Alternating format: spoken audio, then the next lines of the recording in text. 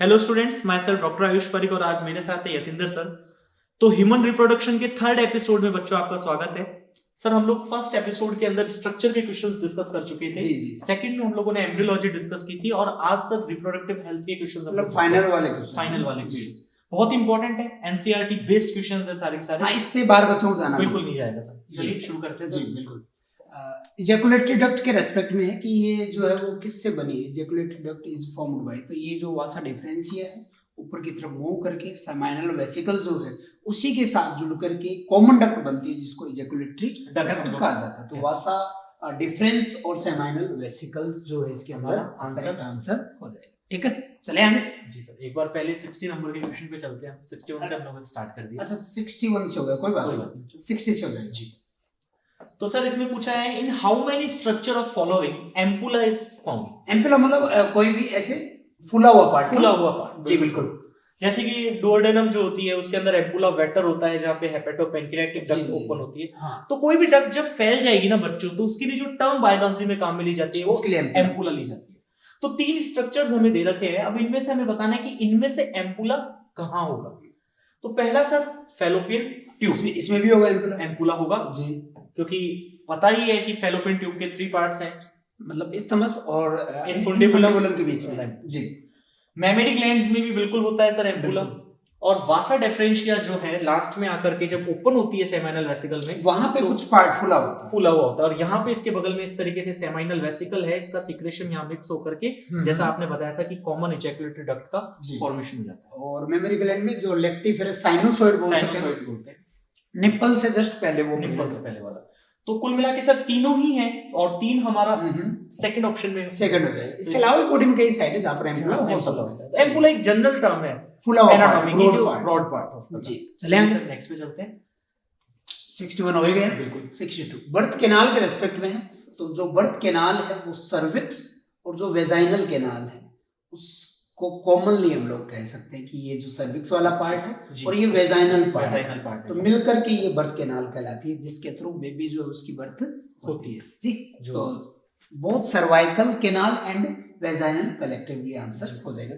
Third option हमारा हो जाएगा। आगे चलते हैं sir. If A fertilize egg, अगर ज्यादा सही हम यहाँ पे अनफर्टिलाइज कर देते, ये ही आपको याद रखना है अभी आपको। If an unfertilize egg is prickled with micro needles, अगर कोई अनफर्टिलाइज एग है उसे हम माइक्रो नीडल से प्रिकल कर देते हैं, चुभो देते हैं उसके अंदर, तो सर इस केस में क्या होगा, आर्टिफिशियल पार्थिनोजेनेसिस कहीं ना कहीं हम इंड्यूस कर रहे हैं, स्टिमुलेट कर रहे हैं जी। तो आर्टिफिशियल पार्थिनोजेनेसिस जब हम लोग इसमें स्टिमुलेट करेंगे तो ऑब्वियसली ये क्या करेगा, डिवाइड करेगा। तो कहीं ना कहीं इसमें डिवीजन शुरू हो जाएंगे जब इस तरीके का मैकेनिकल स्टिमुलेशन हम इसे देंगे, या अपन टेम्परेचर से या किसी और एक्टिविटी से भी किया जा सकता है। भाई नेचुरली भी पार्थिनोजेनेसिस नेचुरल भी होता है और आर्टिफिशियल भी होता है। भाई बिना फर्टिलाइजेशन के जाइगोट में कन्वर्ट हो जाता है। तो इसके अंदर फिर तो सर पहला तो गलत हो गया क्योंकि इसमें डाई बोल दिया। नहीं, मरेगा तो नहीं। स्टार्ट डिवाइडिंग, परफेक्ट हो जाएगा, पर डिवीजन स्टार्ट हो जाएगा और अनडिवाइडेड नहीं रहेगा, डिवाइड हो ही जाएगा जैसा हमने कहा। तो सही आंसर सेकंड हो जाएगा। सेकंड ऑप्शन बच्चों आंसर हो जाएगा। आर्टिफिशियल पार्थिनोजेनेसिस को हम इंड्यूस कर रहे हैं जी। चलें जी सर बिल्कुल। 64 है जी। विड्रॉल के रेस्पेक्ट में sir, male withdraw his penis just before ejaculation, तो this method is known. Sir दोनों टर्म हमारे एनसीईआरटी में गिवन थे, विड्रॉल और कोइटस इंटरप्टस, क्योंकि लैक्टेशन एमनोरिया तो हेवी लैक्टेशन के दौरान ये फीमेल के रेस्पेक्ट, इसका मतलब आंसर फिर थर्ड हो जाएगा। नेचुरल मेथड है बर्थ कंट्रोल का, हालांकि फेलियर के चांसेस जो हैं ज्यादा होते हैं, दोनों होते हैं, मतलब ज्यादा होते हैं इसमें भी और इसमें भी जी। और एक पीरियोडिक एक्सिस्टेंस जो मेथड है उसमें भी फेलियर के चांसेस मतलब जो भी नेचुरल मेथड है उनमें फेलियर चांसेस ज्यादा है क्योंकि उनमें चांसेस है कि वो फीमेल जो है कंसीव कर जाएगी जी बिल्कुल। तो सर इसके अकॉर्डिंग हम देखें तो थर्ड ऑप्शन हमारा बिल्कुल परफेक्टली इस क्वेश्चन को बता रहा है। बिल्कुल चलें जी।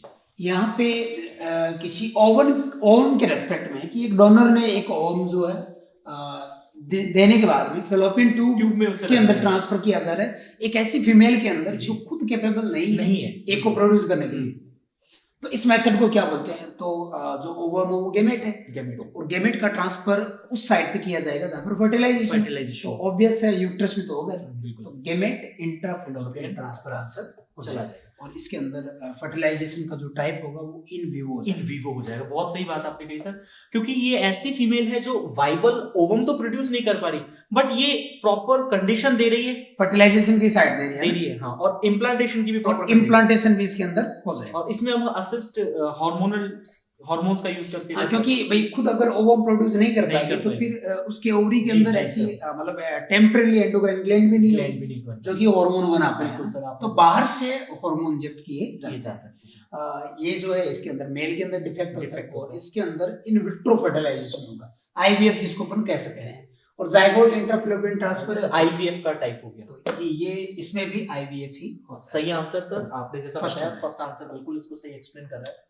चले आगे। जी सर, मेन पर्पस पूछा है सर हमसे एमटीपी का, यानी कि मेडिकल टर्मिनेशन ऑफ प्रेगनेंसी। इसका जो क्या मुख्य उद्देश्य क्या है जी। तो पहले तो एमटीपी की बात करूं सर मैं, एमटीपी का मतलब कंसीव हो जाए और अगर फीमेल कंटिन्यू ना करना चाहे या किसी एबनॉर्मल कंडीशन में, जैसे रेप का केस हो गया या फिर कई बार कोई कॉन्ट्रासेप्टिव मेथड फेल होने की वजह से मदर को खतरा हो, बिल्कुल आपने जैसा सही कहा, तो इसमें जो टर्मिनेट करने का जो है, जो एबॉर्शन कर सके, उसे हम मेडिकल टर्मिनेशन ऑफ प्रेगनेंसी कहते हैं।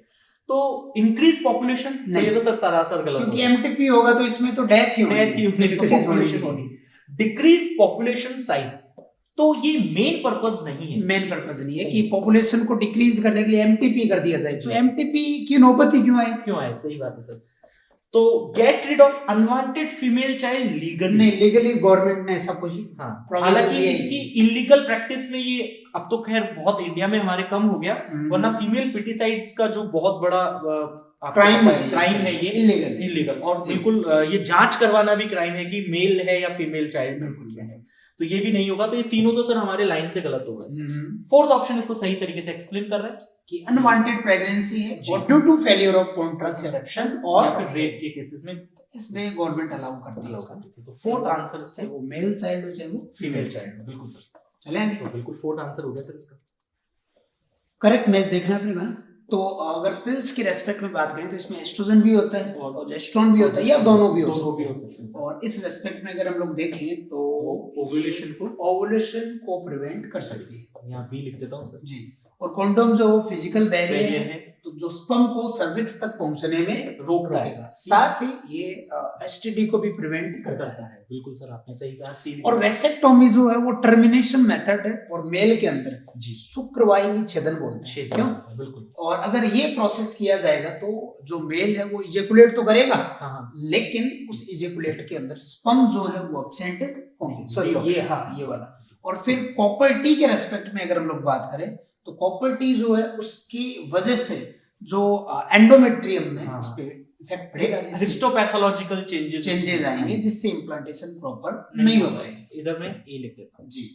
तो सर सही मैचिंग जो BCD ए, तो BCD ए सर, मतलब थर्ड में तो होगा नहीं, थर्ड ऑप्शन हमारा क्लियरली इसे सही तरीके से एक्सप्लेन कर रहा है। नेक्स्ट पे चलते हैं sir. Which of the following statement is correct? सही कथन हमें बताने हैं। ये करेक्ट इनकरेक्ट बहुत कंफ्यूज करते हैं बच्चे, इसलिए मार्क करना है। हमेशा की प्रैक्टिस आपको याद रखनी है बच्चों, इसको आपको मार्क करना ही है। MTP is very useful to maintain sex ratio in our country. ये तो बहुत ही गलत हो गया, बल्कि कहीं ना कहीं इसकी जो इलीगल प्रैक्टिस की वजह से जो सेक्स रेशियो है वो डिस्टर्ब हो रहा है। इंडिया के बहुत सारे ऐसे सर स्टेट्स हैं जहां पर अगर देखा जाए तो इसकी इलीगल प्रैक्टिस की वजह से आज जो फीमेल जो मेल पेपर होती है वो बहुत डिक्रीमेंट हुआ है। जैसे यूपी के अंदर कैसे, हरियाणा में सर काफी इंप्रूव किया है, हरियाणा ने अपना तो इंप्रूव हो गया, काफी इंप्रूव हो गया। तो सर फर्स्ट ऑप्शन जो है वो हमारा गलत हो गया इसके regarding. MTP is an important contraceptive, तो गर्भ निरोधक की विधि तो है ही नहीं, ये तो गर्भ धारण के बाद उससे निस्तारण की विधि। बिल्कुल, तो ये भी हमारा गलत हो गया। Government of India legalized MTP in the year of 1971 with some strict conditions. बिल्कुल इंदिरा गांधी जी की गवर्नमेंट उस टाइम पे थी और उन्होंने इसको लीगलाइज किया, और जिसने हमारी फीमेल्स को जो है बहुत इंपॉर्टेंट राइट दिया कि अगर वो नहीं चाहती प्रेगनेंसी कंटिन्यू करना या रेप के केसेस में। अब ये भी जो पीछे की सुनाया था तो स्ट्रिक्ट कंडीशन वही थी, वही स्ट्रिक्ट कंडीशन, अनवांटेड प्रेगनेंसी या रेप की वजह से। ठीक है बच्चों, चलिए थर्ड आंसर हो गया सर इसका। तो 69 जो है इसके अंदर बर्थ कंट्रोल के मेथड हैं और हमें ऐसे मेथड देखने हैं जिनमें मिनिमम सक्सेस रेट। आपने सर ऐसा बताया भी था एक पहले, नेचुरल मेथड। बिल्कुल सर। तो कोइटस इंटरकोर्स हो गया सर, और इसके अलावा जो है वो पीरियडिक एब्सिस्टेंस। तो ये मतलब सी और ई थर्ड आंसर हो जाएगा। थर्ड आंसर हो जाएगा। इनमें सक्सेस रेट जो वो काफी कम है। सक्सेस रेट किस रेस्पेक्ट में? कॉन्ट्रासेप्शन की सक्सेस, बिल्कुल, गर्भ निरोधक की जी। सक्सेस। बाकी जो है मिनिमम सक्सेस रेट के साथ ही हाँ, क्योंकि इन मेथड्स को अगर हम यूज करते हैं तो फीमेल के चांसेस है कि वो कंसीव हो जाए, क्योंकि कॉइटस इंटरप्टस में जो प्री इजैकुलेटरी फ्लूइड होता है उसमें भी सर उसमें कुछ स्पर्म हो सकते हैं, और इसमें अगर जो स्पर्म है वो कई बार 3 दिन तक वाइबल रह सकता है, और अगर ओव्यूलेशन होता है और तब तक वो रह सकता है। तो सर आपने जैसा कहा दोनों आंसर हो गए सी एंड। नेक्स्ट पे चलते हैं सर। हार्मोन रिलीज्ड आईयूडी पूछा है, तो सर हार्मोन रिलीज्ड बिल्कुल सीधा पता चल रहा है, एनसीईआरटी। हाँ, एनसीईआरटी दिया है। हाँ, ये प्रोजेस्टेरोन का जो आर्टिफिशियल प्रिपरेशन है उसको रिलीज करता है। मतलब 3 टाइप की आईयूडी है ना। हाँ। एक तो इनर टाइप की लिपेस प्रॉपर्टी वाली होगी, और ये हार्मोनल, और ये तो पिल हो गया माला डी, तो ये पिल हो क्योंकि और ये वाली हार्मोनल आईयूडी जो है वो यूट्रस के अंदर जो इम्प्लांटेशन के लिए चेंजेस जरूरी है उनको होने नहीं देती। सर्वाइकल म्यूकस जो है उसको भी थिक कर देती है जिससे स्पर्म ऊपर की तरफ मूव नहीं कर पाते। तो ये कुछ इफेक्ट इसके पड़ते हैं जी। तो अपना आंसर इसमें सेकंड हो जाएगा। बच्चों आपको ये याद रखनी है क्योंकि अच्छा क्वेश्चन बनता है सर इन पे आईयूडी पे। चले बिल्कुल sir. Medical termination of pregnancy का सेफ कब है? तो अगर हम सेफ देखें तो 3 मंथ्स या फिर 12 वीक 12 वीक तक ये सेफ है। पूरा डाटाबेस क्वेश्चन है, बिल्कुल आंसर। और सेफ किसके लिए? बच्चे के लिए या मदर के लिए? मदर के लिए, क्योंकि बच्चा तो मरेगा। बिल्कुल सर ने जैसा कहा कि बच्चे का तो टर्मिनेशन होना ही है, उसकी लाइफ तो खत्म होनी ही है, इसीलिए स्ट्रिक्ट कंडीशन से गवर्नमेंट ने इसको लीगलाइज किया था। इंडिया में काफी सोशल एस्पेक्ट्स भी थे कि किसी की डेथ को कैसे अलाउ किया जा सकता है, but it is very important. लेकिन कई बार ऐसा जरूरी हो जाता है सर, बिल्कुल स्ट्रिक्ट कंडीशन जिनकी बात की। सेकंड आंसर इसका करेक्ट हो। यहाँ पे जो है वो जाइगोट इंट्राफैलोपियन ट्रांसफर की बात हो रही है ना, और 8 सेल स्टेज एम्ब्रियो, यानी इन विट्रो फर्टिलाइजेशन के बाद में अगर 8 सेल स्टेज तक जाइगोट है तो उसको फैलोपियन ट्यूब में ट्रांसफर किया जाएगा, और 8 के बाद में है तो उसको यूट्रस में। तो इंट्रा यूट्राइन ट्रांसफर आईयूटी 8 के बाद, और जो आपका जाइगोट इंट्राफैलोपियन ट्रांसफर है वो 8 से 8 तक। यानी कि ये असिस्टेड जो रिप्रोडक्टिव टेक्नोलॉजी है उसके 2 पार्ट, जैसा सर आप कह रहे हैं, एक तो विट्रो जी और एक वीवो। ऐसे लिख सकते हैं इन विट्रो इन विवो ना, इन विट्रो यानी कि मैं शॉर्ट में यहाँ पर इन विवो। तो जैसा आपने बताया सर कि इसके 2 पार्ट हैं, ये एक तो ZIFT और एक IUT। तो कुल मिला के 8 का गेम है यहाँ पर। बच्चे अगर याद रखें 8 तक या 8 से पहले तो जाइगोट में ट्रांसफर करेंगे, और 8 के बाद तो यूट्रस में। ओके, बिल्कुल। और सर ये इसमें थ्रू एम्ब्रियो ट्रांसफर होता है, और ऐसे जो बच्चा पैदा होगा उसे परख नली शिशु या टेस्ट ट्यूब शिशु, क्योंकि उसका इनिशियल डेवलपमेंट जो है वो परख नली में होता है। अब बच्चे कंफ्यूज हो जाएंगे ये परख नली शिशु क्या है। तो टेस्ट ट्यूब बेबी की बात होती है, मतलब इनिशियल फर्टिलाइजेशन और इनिशियल शुरुआती डेवलपमेंट, तो क्लीवेज वगैरह होते हैं शुरुआत में, बाकी का डेवलपमेंट तो वो में ही होना है जी। तो इसमें आंसर हो जाए थर्ड हो जाए। चले आगे जी सर, बिल्कुल। Which of the following is a non-steroidal preparation? बहुत ही अच्छा क्वेश्चन सर। और जो सहेली जो पिल है, मतलब इसमें स्टेरॉइड नहीं है, और ये मतलब बॉडी पे हार्मफुल इफेक्ट भी पैदा नहीं कर पाती, और शायद वीकली ली जाती है। और सर इसको CDRI ने डेवलप किया था, सेंट्रल ड्रग रिसर्च इंस्टीट्यूट, जिसका अगर हम देखें लखनऊ से ये जो है जी रिलेटेड है। मतलब ये CSIR की जो लेबोरेटरीज हैं उसी में आती है जी। चले आगे। बिल्कुल सर। यहाँ पे हार्मोन रिलीजिंग आईयूडी जो है उसके रेस्पेक्ट में कि ये प्रेगनेंसी को प्रिवेंट करती है, तो कैसे करती है ना। तो इम्प्लांटेशन को इनहिबिट करेगी, यूट्रस को जो है स्पर्म के लिए अनफेवरेबल कर देगी। बिल्कुल सर, कर देगी। और इसके अलावा अगर थर्ड ऑप्शन देखें, ये तो इंक्रीजिंग स्पर्म मोटिलिटी नहीं, ये तो कॉपर रिलीजिंग, ये कॉपर टी का टास्क है, और वो भी इंक्रीजिंग नहीं है, डिक्रीजिंग है। तो ये अपन लेंगे नहीं, तो फर्स्ट और सेकंड जो दोनों चले। To increase milk yield in immature or sterile cow, which of the following is given? तो सर इसमें हम लोग आर्टिफिशियल एस्ट्रोजन की प्रिपरेशन देंगे, बिल्कुल, और वो हमें स्टिलवेस्ट्रॉल में यहाँ पर दिया। मतलब आयुष सर, इसका मतलब ये कि एक ऐसी फीमेल जो मैच्योर नहीं है सेक्सुअली, या अगर वो मैच्योर भी है लेकिन स्टेरिलिटी है, स्टेरिलिटी। तब इसके इंजेक्शन से उसके जो मेमरी ग्लैंड्स हैं हाँ। उनको प्रमोट किया जा सकता है मिल्क फॉर्मेशन। अब सर यहाँ पे गेम जब बदल जाता जब यहाँ पर ऑक्सीटोसिन ऑप्शन में आ जाता। लेकिन ऑक्सीटोसिन तो मिल्क इजेक्टिंग है। हाँ, यही बच्चों को ध्यान रखना है, क्योंकि मिल्क से रिलेटेड आएगी बात और काऊ आ जाएगा तो कॉमन प्रैक्टिस होती है कि अगर कोई गाय दूध नहीं दे रही तो उसे ऑक्सीटोसिन का इंजेक्शन लगाया जाता है। बट बच्चों उस टाइम पे वो गाय जो है वो प्रेगनेंसी उसकी मतलब जो है प्रेग्नेंट हो चुकी होती है, वो स्टेराइल नहीं होती है, वो तो केवल उसकी बॉडी से मिल्क को बाहर निकालने के लिए दिया जाता है। या अगर उसने बच्चा भी पैदा कर दिया और फिर वो मिल्क को रिलीज नहीं कर पा रही, बिल्कुल, या मान ले कि उसका बचड़ा मर जाए या उसके इमोशन खत्म हो जाते हैं, पूरा खेल इमोशन का ही है, पूरा तब ऑक्सीटोसिन का इंजेक्शन दिया जाता है। है। लेकिन यहाँ पर तो मिल्क बना ही नहीं है, तो सर स्टिल बेस्ट, ये ध्यान डेयरी फार्म में यूज किया जाता है, बहुत ही कॉमन प्रैक्टिस है सर जी। चले बिल्कुल। ICSI की फुल फॉर्म पूछिए सर, अभी आपने बताया था इंट्रा साइटोप्लाज्मिक स्पर्म इंजेक्शन, मतलब इन विट्रो फर्टिलाइजेशन।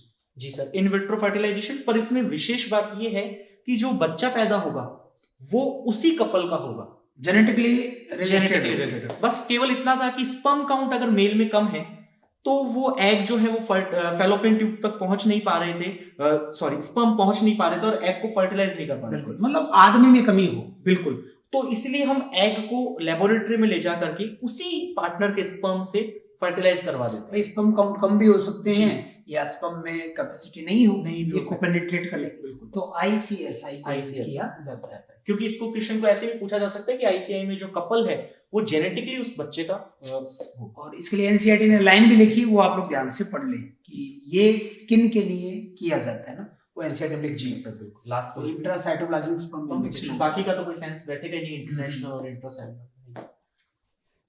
क्या है हेल्थ के रेस्पेक्ट में बेनिफिट्स जो हैं उनको कंसिडर करते हुए बात करनी है जी, कि अगर हेल्दी आदमी होगा तो देखो MMR और जो IMR है ये एक हेल्थ का पॉजिटिव साइन नहीं है। मैटरनल मोर्टेलिटी रेट और इन्फेंट मोर्टेलिटी रेट अगर बढ़ रही है तो वो हेल्दी कंडीशन थोड़ी है, वो तो हार्मफुल कंडीशन है। तो हेल्थ के बेनिफिट के रेस्पेक्ट में इन दोनों को हम लोग नहीं लेंगे। अगर आदमी हेल्दी होगा, फिट होगा, तो वो अपने वर्किंग प्लेस पे अच्छा काम करेगा, बिल्कुल सर, और अच्छा आउटपुट देगा, तो इकोनॉमिकली वो स्ट्रॉन्ग होगा, है ना। तो ये भी ले लेंगे अपन। और इसके अलावा डी भी ले लेंगे, तो B और D। ये मातृत्व मृत्यु दर कह सकते हैं सर इसे हिंदी में, और IMR को शिशु मृत्यु दर। ये पहले काफी ज्यादा होती थी जब इनिशियली, आजकल तो मेडिकल फैसिलिटी डेवलप हो गई है ना। तो आयु सर B और D। बिल्कुल सर, B और D मतलब फोर्थ ऑप्शन। चले आगे जी सर। अब यहाँ पर अगर हम देखें the given diagram show fallopian tube show कर रखी है सर, तो अब ये हमसे पूछ रहा है कि किसमें फर्टिलाइजेशन इम्पॉसिबल है।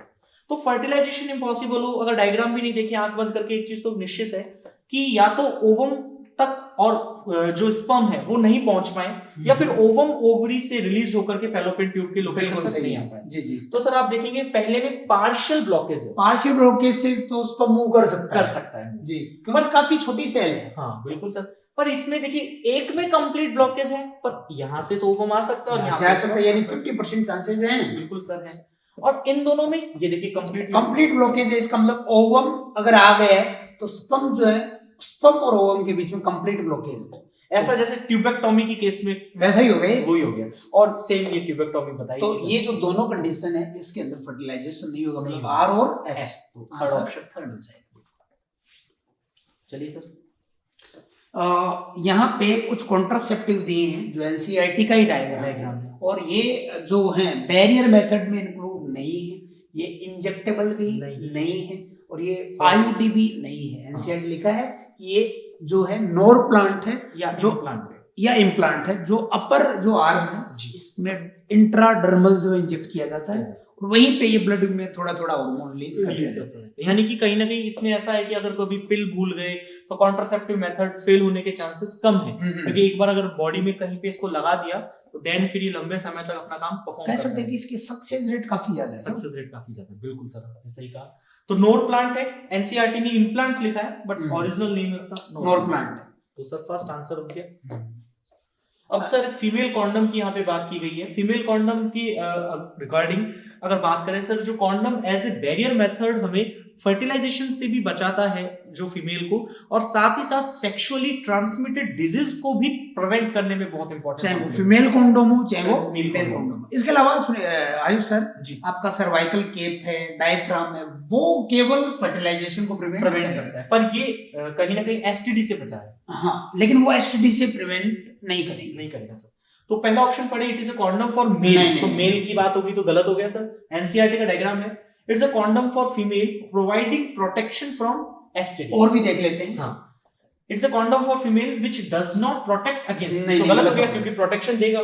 इट्स ए आईयूडी तो है ही नहीं सर। नहीं, तो ये परफेक्ट हो जाएगा। बाकी और परफेक्ट कब होगा? It is a condom for female providing protection from STD as well as implantation और pregnancy. Obviously pregnancy is more important. तो अभी एक भी है तो भी चलेगा। सेकंड ऑप्शन सर इसका करेक्ट आंसर हो जाता है।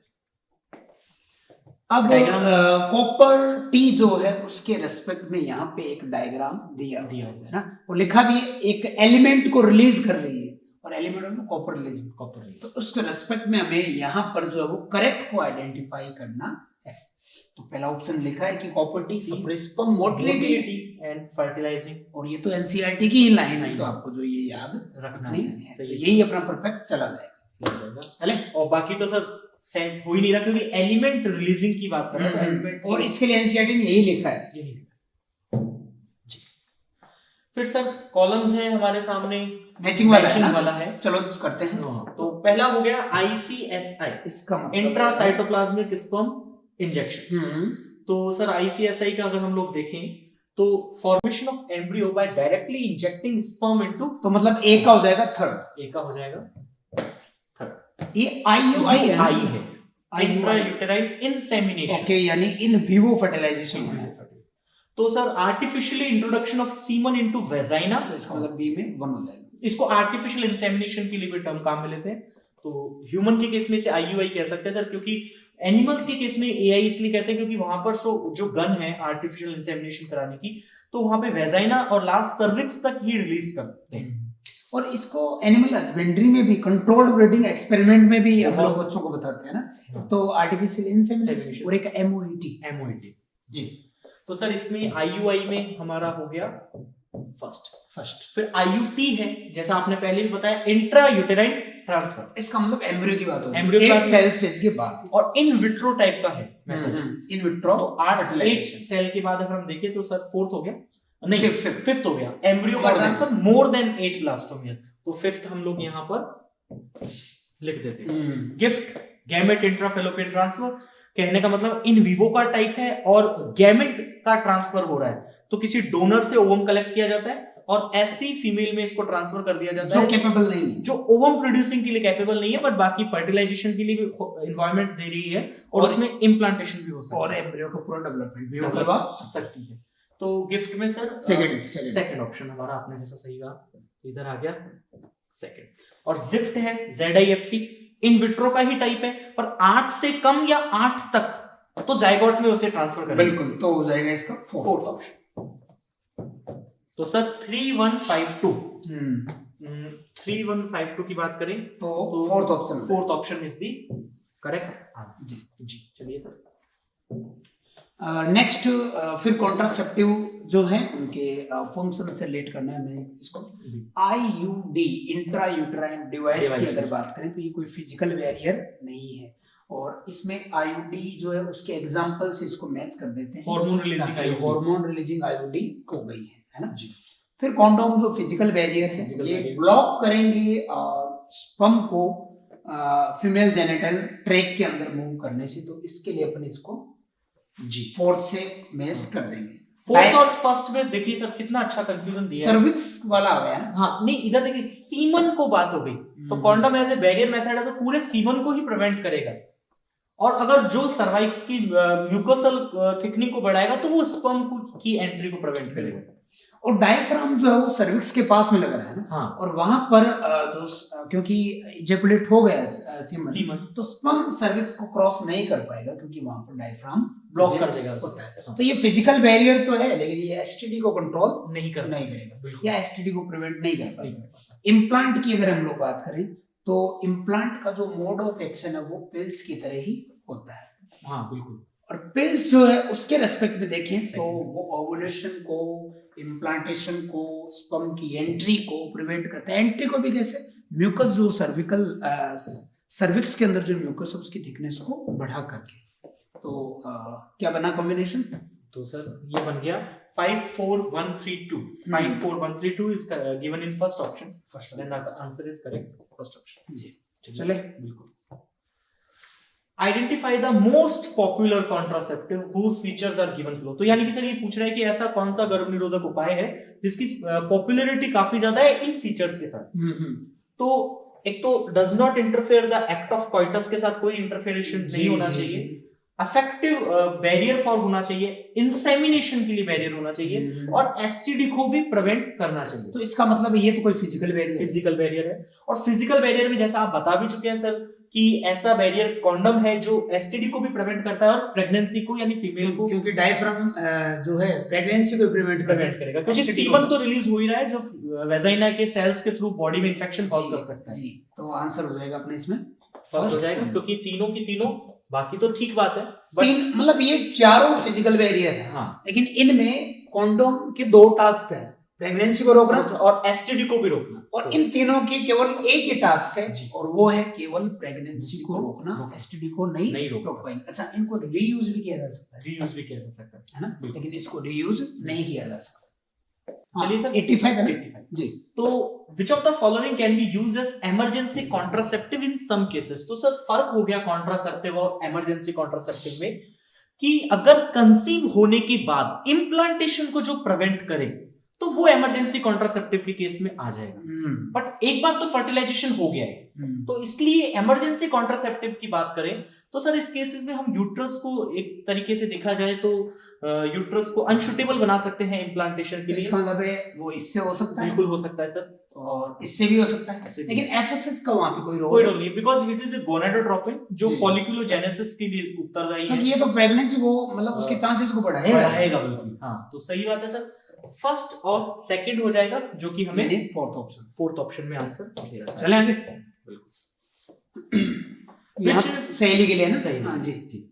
तो वीक में एक बार नॉन स्टेरॉइडल है और नो साइड इफेक्ट और सीडीआरआई से डेवलप पहले भी हम लोग बात कर चुके हैं। इसके अंदर फिर एबीसीडी करेक्ट पूछ रहे हैं जी, एबीसीडी फर्स्ट ऑप्शन हो जाएगा। इनकरेक्ट देखना है ना एमटीपी के लिए। जी सर। तो पहला सर बता रखा है 45 से 50 million MTP perform per year in India. World wide है ये तो, वर्ल्ड वाइड है और एनसीईआरटी ने शायद 40 to 50 लिखा है। ये तो चलो कोई फर्क नहीं पड़ता है जी, लेकिन ये वाला थोड़ा बहुत बड़ा डिफरेंस हो जाएगा क्योंकि वर्ल्ड वाइड है। बिल्कुल MTP has a significant role in decreasing the population. ये देखिए बच्चों एनसीईआरटी की लाइन है, ये इसका मोटिव नहीं है सर, पर कहीं ना कहीं ये सिग्निफिकेंट रोल प्ले कर रहा है पॉपुलेशन को डिक्रीज करने के अंदर। और MTP are legalized in India with some strict conditions, तो ये बिल्कुल बात सही है। और abortion after sex detection is prohibited in India, ये परफेक्ट। ताकि फीमेल फेटिसाइड को हम तो अब इनमें कंपेयर करें तो अपने को यही लगाना है। ये गलत हो गया सरासर, क्योंकि इंडिया और वर्ल्ड में बहुत बड़ा भाई कहीं ना कहीं एमटीपी से हो तो डेथ ही रही है जी, बिल्कुल उससे पॉपुलेशन इफेक्ट पड़ रहा है और एज इट इज लाइन है ये पूरी एनसीईआरटी। लेकिन इसका मतलब ये नहीं है कि पॉपुलेशन को डिक्लाइन करने के लिए इसको यूज ही किया जाना चाहिए, मतलब मोटिव इसका प्राइम ऐसा नहीं है। जी जी बिल्कुल सही बात है। चले आगे जी। Which of the following may be the preventive method against STD? STD को रोक रहा है ना जी। तो avoiding sexual contact with unknown partner, क्योंकि अननोन पार्टनर का पता नहीं है उसका। यूज ऑफ कंडोम्स ड्यूरिंग कॉइटस, बिल्कुल। और सर इसमें देखिए इन्फेक्शन को प्रिवेंट करना प्रॉपर ट्रीटमेंट से। भाई लिखा है कि संक्रमण के हो जाने पर, हाँ, और अन्य उपयुक्त चिकित्सा से। जी जी, क्योंकि तो संक्रमण तो हो चुका है और हो भी गया तो फिर प्रॉपर ट्रीटमेंट लेगा। जी बिल्कुल, इम्प्रॉपर क्यों लेगा जी। तो ये तो सरासर गलत हो गया सर। तो बिल्कुल first and second is the fourth option हो जाएगा आंसर। चलिए सर जिप्ट के लिए GIFT is a suitable ART which is used for those female GIFT मतलब गेमेट इंट्राफैलोपियन ट्रांसफर, वो फीमेल जो एग प्रोड्यूस नहीं कर पा रही है लेकिन फर्टिलाइजेशन और जाइगोट इम्प्लांटेशन डेवलपमेंट की साइड दे सकती है। तो ऑप्शन देखते हैं, are incapable of have suitable environment for fertilization. नहीं, ये तो इसके लिए तो कैपेबल होगी, कैपेबल है। है ना, जी, अनेबल टू प्रोड्यूस ओवम, ये वाला आंसर हो गया। और enabled for implantation of embryo, इसके लिए ना भी ना, है। इसके लिए भी एबल है और इसके लिए भी एबल है। तो आंसर हो गया second option. Which of the following ART यानी असिस्टेड रिप्रोडक्टिव टेक्नोलॉजी जो IVF में यूज होती है, तो sir in vitro, in vitro. अब तो जनरली IVF लिखा हुआ हो तो विट्रो मानना है, वीवो नहीं मानना। देन विट्रो, बिल्कुल सही बात बताई आपने। तो कौन सा यूज नहीं होता सर? जाइगोट इंट्राफैलोपियन ट्रांसफर, इसका मतलब है जाइगोट और IUT दोनों के अंदर जाइगोट को ट्रांसफर किया जा रहा है, एक को फैलोपियन ट्यूब में और एक को यूट्रस में, और दोनों के अंदर फर्टिलाइजेशन इन विट्रो लेबोरेटरी में हो रहा है। गिफ्ट में पर गैमेट का ट्रांसफर है, और ये जो है फैलोपियन ट्यूब में हो रहा है, फर्टिलाइजेशन हो रहा है, तो ये इन विवो हो जाएगा। ये इन विवो का टाइप, ये अपना आंसर, यही आंसर हो जाएगा सर सेकंड। काफी तो हो गया, हो गया सर। रिप्रोडक्शन का हम लोगों ने थर्ड सीरीज पूरी कंप्लीट कर दिया सर। जी जी। अब आगे जेनेटिक्स की जिम्मेदारी आएगी, तो जैसे ही जेनेटिक्स की आएगी तो बच्चों सर और सुनील सर आपके सामने डिस्कस करेंगे। उम्मीद है आप लोगों ने आज का सेशन एंजॉय किया होगा, है ना। तो बहुत ही इंपॉर्टेंट कंडीशंस बनेंगी सर यहाँ से, क्योंकि ये एक ऐसा टॉपिक है जो आपको क्वेश्चन यहाँ NCERT से ही मिलेगा, क्योंकि NCERT ने इस टॉपिक को बहुत अच्छे से एक्सप्लेन किया। तो हमने जो वादा किया था कि हम लोग रेगुलर वे में कमिटमेंट के अकॉर्डिंग आपको रेगुलरली वीडियो प्रोवाइड कर रहे हैं। अब आप पे डिपेंड करेगा कि आप CLC की इस फैसिलिटी को कितना यूज करते हैं। ठीक है, मिलते हैं फिर आगे।